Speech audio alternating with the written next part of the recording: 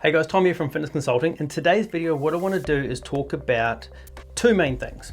Firstly, why I think building an online business is so much easier than actually going to a face-to-face market.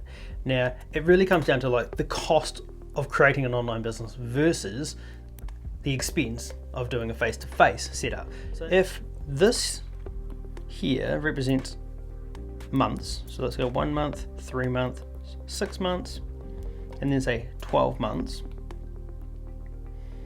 And then what we do from there, we can go, if an online business can grow, let's just say, well, like this. Okay, and just on the side here, what we're gonna do is go 1,000, 2,000, 4,000, 8,000, 15,000. Okay, so let's just say these are dollars. So this is what it can go like if it's done correctly. However, often what we do is trainers will do this. They'll start off like this.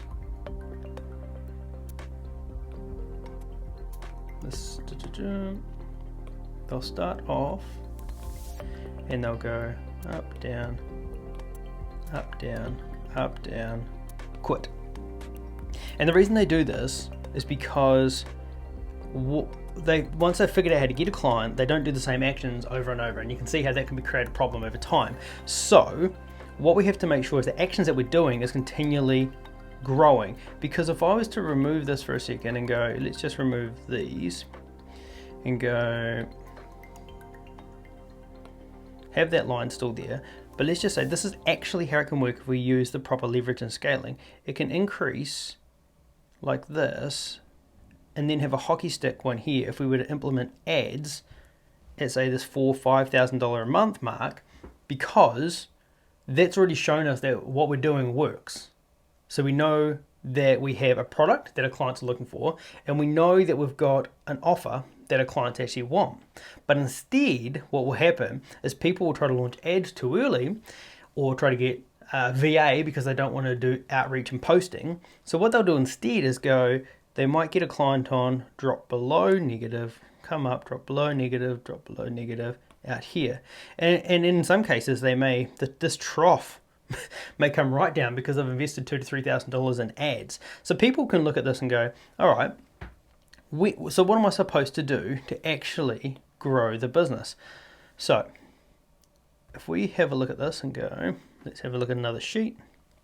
Okay, so what we want to do is, if you're starting and you've only got like 1 to 5 clients, what we've got to do is seek clarity. We've got to seek clarity that who it is that we're working with, we want to be working with, wants what we're offering. So I'll use a bullseye analogy here where we just go, I'm going to draw a dodgy bullseye here.